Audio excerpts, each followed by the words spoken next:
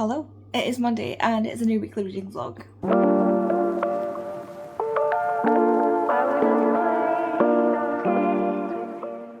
I'm home from work and I am currently sitting layered up with my hot water bottle. It looks like this. And honestly, my legs are so cold. It is so cold today. It was so cold at work. Like, everybody was complaining about it being cold at work today because it was just freezing. I was wearing layers and I was still cold. Like, my legs though were the worst, so yeah, I'm sitting with my hot water bottle on my legs to try and warm them up. And it really hurts my joints. Like, this is the problem. The cold really hurts my joints. I know everybody hates the heat of the summer and they can't wait for autumn and, you know, but my joints hurt so much less in the summer. Like, I love summer because I'm like a lizard. I just bask in the heat and I love it because it's so cozy and my joints don't hurt. I miss my joints not hurting. I go outside now and it just goes straight to my joints. I am not even turning into my mum or my gran, I'm turning into my granddad. He used to always complain he had Hodgkin's when he was younger. Like when mum was 10, so like 40 years ago. And he had to have bone marrow taken for something. And back then they didn't have like the drills they use now. Like they use like Black and Decker style like drills now. They had hand drills, so like literally like put it against and like drill. And so he had to get bone marrow taken from one of his hips because big thick bone. And he says ever since then, when it gets cold, that part of his body aches really badly. So obviously, like, something about whatever they did, because obviously they have to cut through stuff to get to the bone in the first place. But yeah, so ever since it's ached. And I mean, his joints hurt anyway because he's like 78.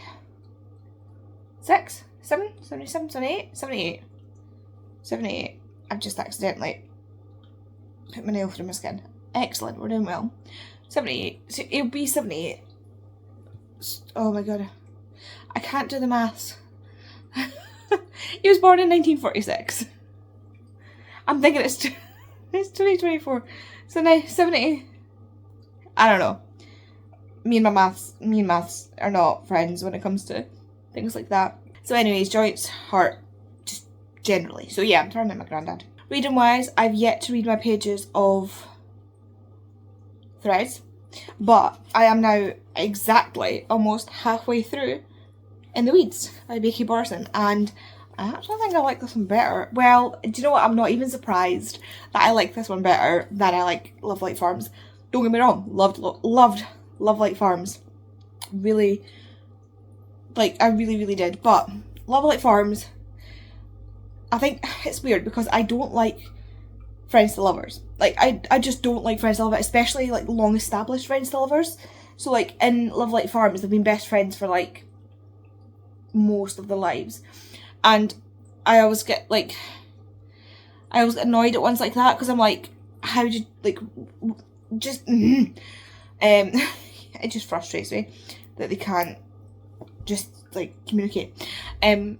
But with this one, there was reasons behind why they didn't communicate, and I was like, okay, I can get behind this. I can understand this. So it's a little bit better, but I'm still not the biggest fan of Friends Lovers. Like, I think it's something about having characters who are so well established with each other that we miss out on some of that development that you get when you meet two characters who are just meeting and they have to go over that like getting to know you phase, and then we get to go through the getting to know you phase, whereas Friends to Lovers, they've known each other for so long that you don't get that. Like, it's already pre-established, and so I feel like you just don't quite get to know the characters like you do for other types of novels.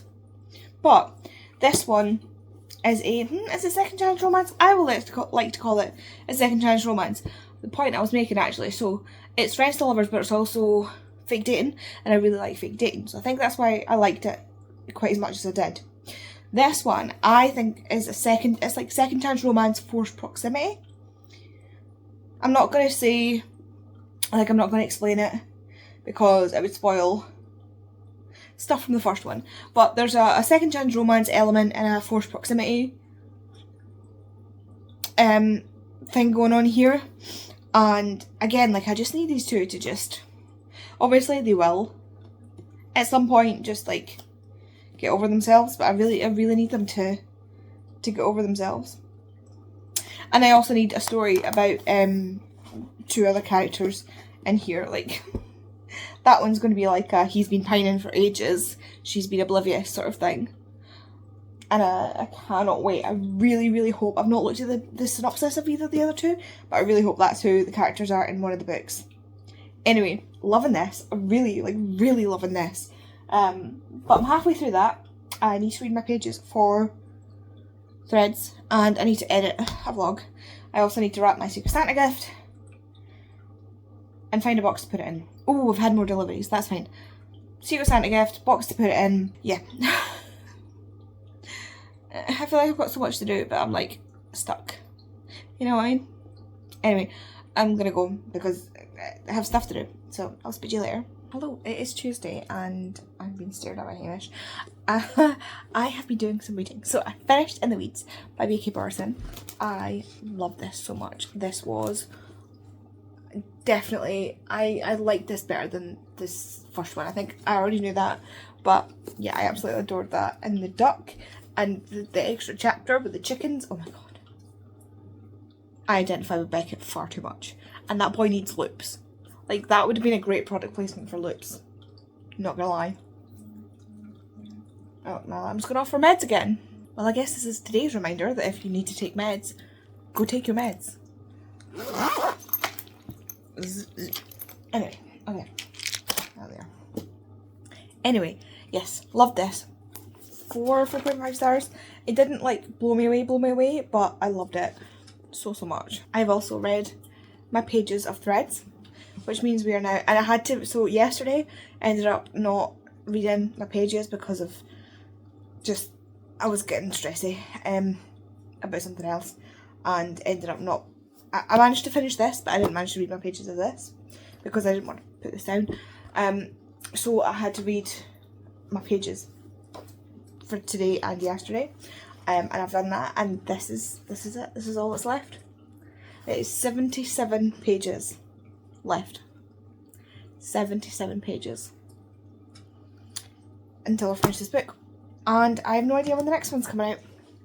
So I'm nervous because this is nowhere near like finishing the art. Like, obviously there's going to be more, but I don't know how long we're gonna have to wait. You know, things are happening. I'm really loving these edges. They're just so pretty. Anyway, yeah, really enjoying this. There's so much going on. I've just messaged the group chat being like, why are these two characters like the two bandit guys from Home Alone? And they were like, yep. And I'm not spoiling it, if you've read it, you will know immediately who I'm talking about if you've seen Home Alone. There are two characters in this that remind me of the two guys from Home Alone, the ones that break into the house. But yeah, there's so many characters. Like, I'm so intrigued. I have more questions than answers. I seriously want to smack a few characters. I don't even know who I would smack first at this point. Like, I think maybe the only one that's not getting on my nerves is Rye, which is hilarious because he spent the entirety of the first trilogy getting on everybody's nerves, and yet he's the only one that I don't want to smack. There's another character, but she's doing her best. She's just trying to do her best. Different. Anyway, but yeah, the rest of them, I'm just gonna. Anyway, I have not started a new book yet. I have these three on KU, so I might start one of those. This would be the easiest, like, obvious one to read because it's the shortest, but I don't know, we'll see what I'm feeling like later.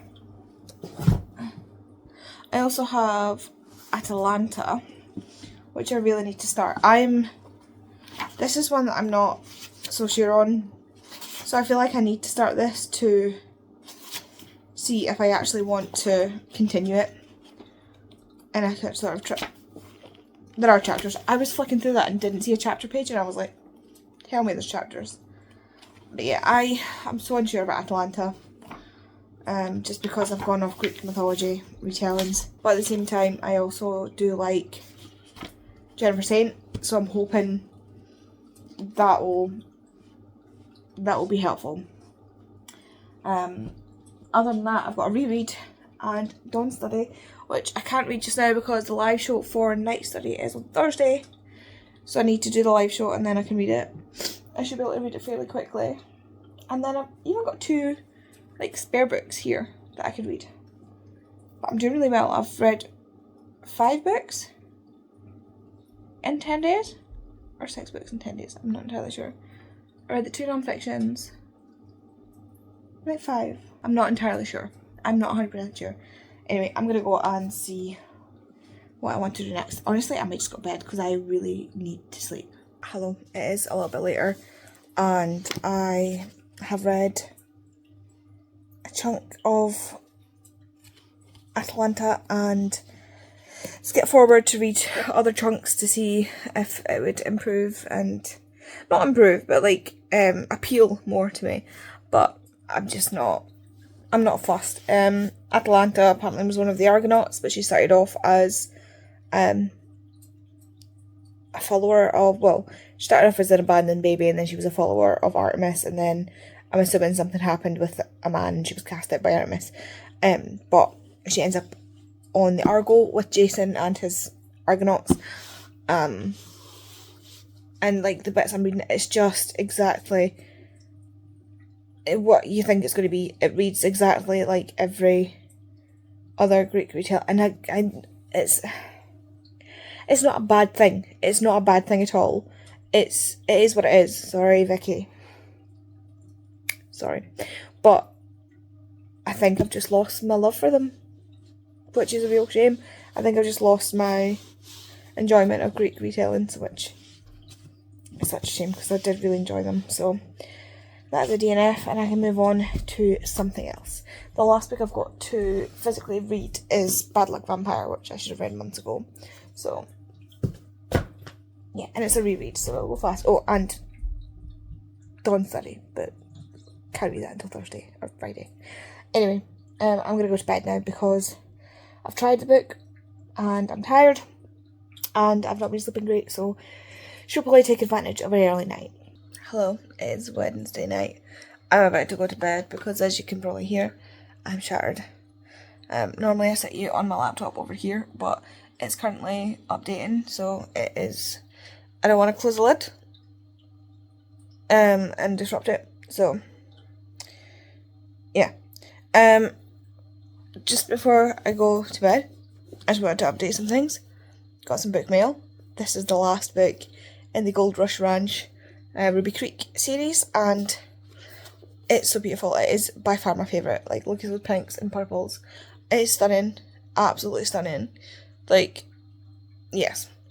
And that completes my set, which is great. Also, I have finished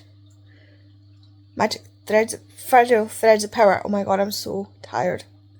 I was telling myself in my head, don't say Dark Shade Magic, so instead I messed this title up. Threads. I finished Threads. We all finished Threads. I think Jem is yet to finish Threads, but she's almost there. Everybody else is finished, but Jet, sorry, I'm not calling you out Jem, I'm sorry, I'm just thinking out loud because I'm tired. But I finished it. Oh my god, I loved it. It was just, it was so nice to be back.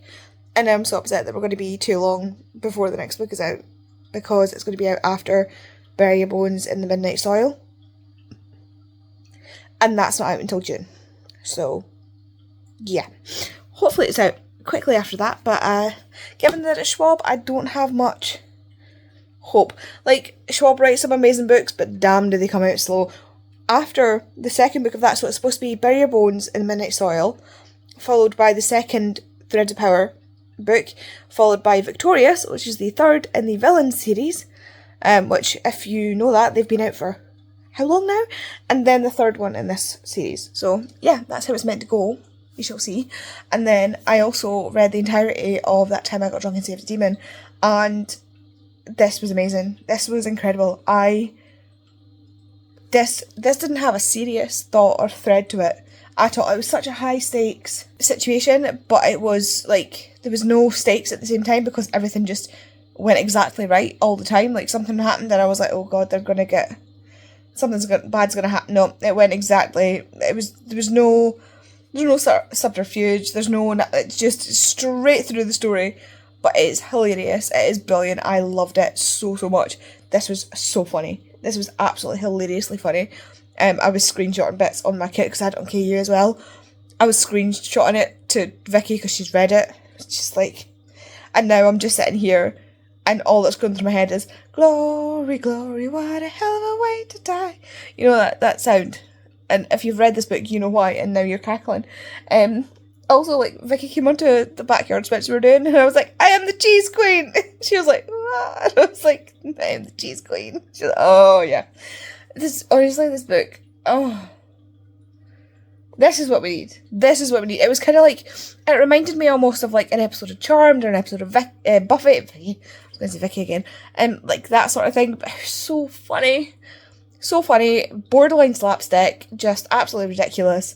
Not a serious thread through it, like I said, but it was amazing. 5 stars. Like, and it was, somebody on the back said, have you ever known 9 pages into a book that it was a 5-star read? No? Well, I hadn't either until I read That Time I Got Drunk and Saved a Demon. Anyway, yeah, that's exactly this. This was amazing. I didn't even know what was happening going into this. I just knew it was going to be ridiculous. And, like, look at the cover. It's so funny. This was amazing. I can't wait to read the next one. And they're only tiny wee books. Teeny wee little books. 260 pages. Amazing. I'm so happy. Anyway, I'm going to bed because I'm getting delirious. And I really need to sleep because I have to get up and shower in the morning because look at me. I'm so sleepy. Right. Bedtime. Hello, it's Thursday and I've just finished the Chronicles of Ixia read along live show for Night Study. I get them all mixed up. Dawn and Night are the two I keep getting mixed up. So we finished the live show, and now I'm reading something from KU. I'm reading Sin Bin. I want to read the third book in the series, but it's the third book in the series, so I'm having to read the first two. And Sin Bin is the first one. It's a part of the Sinners on Ice series by Anastasia. Why do you not give me the information I want? Anastasia White. And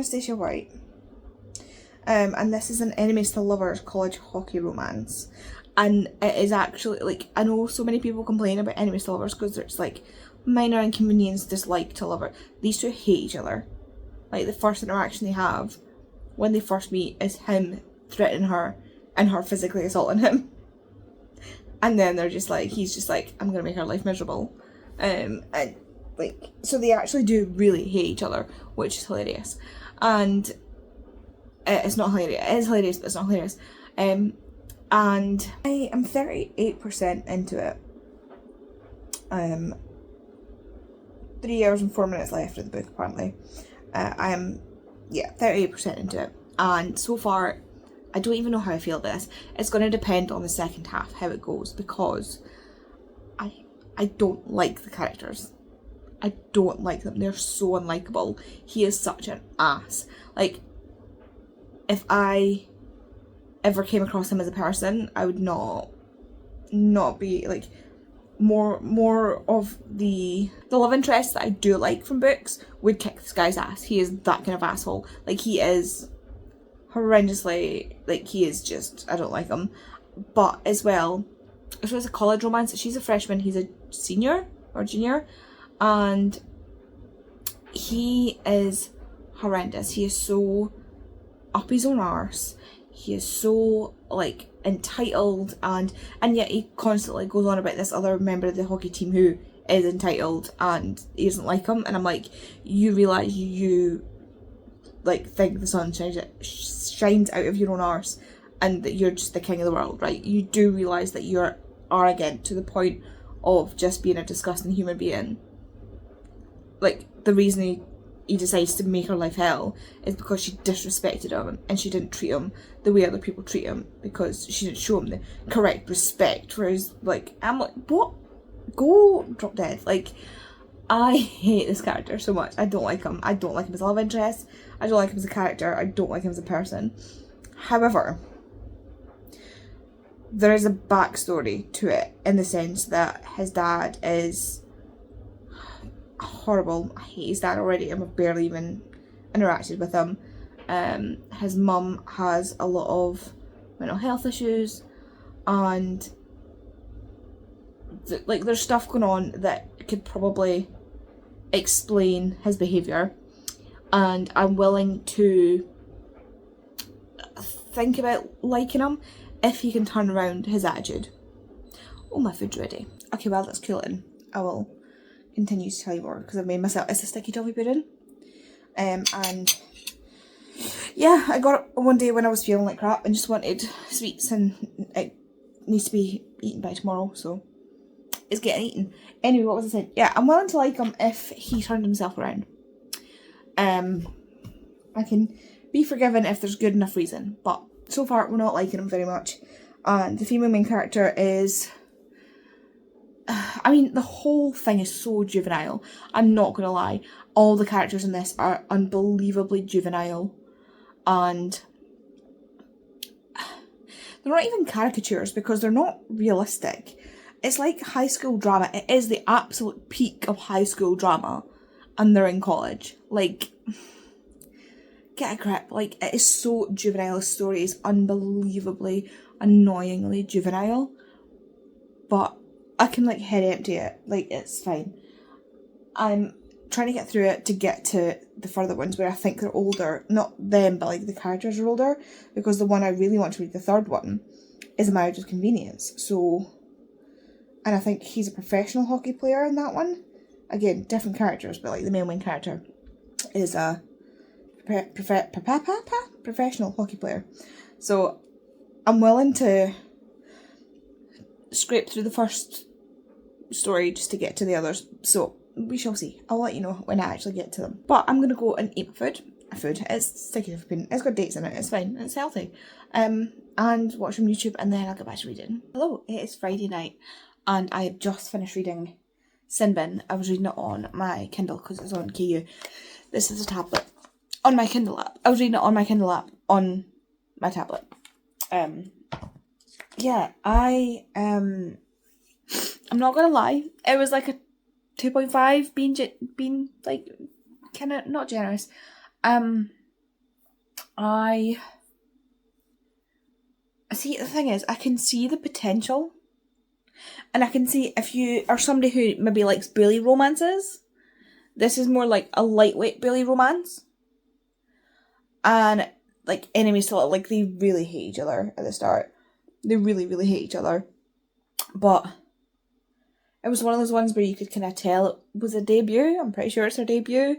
The writing was a little bit sloppy in places. The story was a little bit all over the place. It was like she got so excited to write it that she just wrote it down really, really, really, really fast. And then didn't realise that she'd kind of, like, missed bits. Or, like, it was clunky. But the characters were good. Like, I liked the characters. And the story, it was kind of really formulaic. Like I say, if this is her debut, it is debut for an indie author who's self-publishing on KU. Go off. Like, fight. Like, that is probably to be expected. However, I think I will continue to read. So, the next one, they are interconnected, and obviously the end of this first one goes into how it's interconnected into the second one. And so, I'm interested to read that. Not right now, but I will. Like I say, I really wanted to read Breakaway, which is the third one, which is it says accidental marriage, but it's like Marriage of Convenience, because I saw a reel where it was like advertising the book, and like they're in like this fake marriage, I think, so he can stay on the team. It's like he's Russian and playing for an American team and needed to marry somebody to stay in the country and play for the team. That is how I've got it in my head. And she ends up marrying him, but she's always had a crush on him, like she's always liked him, and somebody threatens her or does something or like gets up in her face or whatever, and he immediately comes to her defence and he's like, watch your mouth when you're talking to my wife, or something like that. I can't remember the exact thing, but it was on Anastasia's Instagram, and it was that moment where she's like totally stunned because, one, she really likes hearing him say my wife, two, it's the first time he said it, and three, the way he comes across is like she's his actual wife. Obviously she's legally his actual wife, but I need to do my pills. Yeah, so like it's that kind of like fake dating type thing, and we all know I love the fake dating trope, but it's slightly more than that. I've also received early, mind you, Half-Arsed Human by Leena Norms. This is amazing. Like, I don't know if you can see the texture on the cover, like it's not textured, but how this cover was made was Leena actually stitched this herself, and then they've obviously scanned it in, but it just looks amazing. And it's basically talking about half-assing things, because like there's this whole thing about how when you're doing something you need to give like 110%, and people burn out and people struggle with things like that, but realistically what you want to do is give like give like 50%, because 50% is manageable. And yeah, this is a non-fiction, so I'll read you the sort of blurb about it. This is the only self-help book that will tell you to give up. Except, you don't need to give up, do you? Because you didn't start. Me neither. Leena Norms is a half-arser, a shave one-legger, a rinse the plates and tell herself any residual dirt will improve her immune system, and yet she is determined to live better, build a career, strengthen her relationships, be good to her body, sort out her wardrobe, find meaningful hobbies, act on her ethics, and live a full, passionate, varied life. And it's possible. Half-Arsed Human will show you how to harness the power of considered chaos and upgrade the parts of your life that really matter, without expending more than you have to give. Trying to be superhuman is out, being half-arsed human is in. In fact, it might just be the key to living your life the way you've always wanted. Do you know what? I think this is great. Leena is a YouTuber and poet, and she's done so much. She's worked in publishing and stuff like that as well, but really, like, I know her most from YouTube, and I love her videos. She's actually the reason. So she does this thing called I think it's half-arsed veganism, where you don't try and be like veganuary. You don't try and just do all vegan all the time, because for somebody who's not like able to, or like is able to sustain things like that, it's just not sustainable. It's not sustainable financially for some people. Like, it's tough to be vegan. Like, you're making a choice to do something that is not easy to do in the world we live in. Like, it's not made easy to be vegan. My friend Pia is vegan, and she will tell you, trying to find places where, I mean, she lives near Edinburgh, so it's a bit easier somewhere like that, but trying to find places where she can eat, or things like that, it is hard. I mean, it's hard enough with Kay. Kay can't have a dairy, she can't have milk. And the amount of things that have milk in them is unbelievable. It's actually kind of insulting. Like, the things that they put milk in, they don't need to put milk in. I was at Tesco the other day, and I was looking at like the 2-for-1 meal things, and every single dish had butter or milk in it. Even one that was just green vegetables, so it was like peas, broccoli, and something else, and it had butter in it.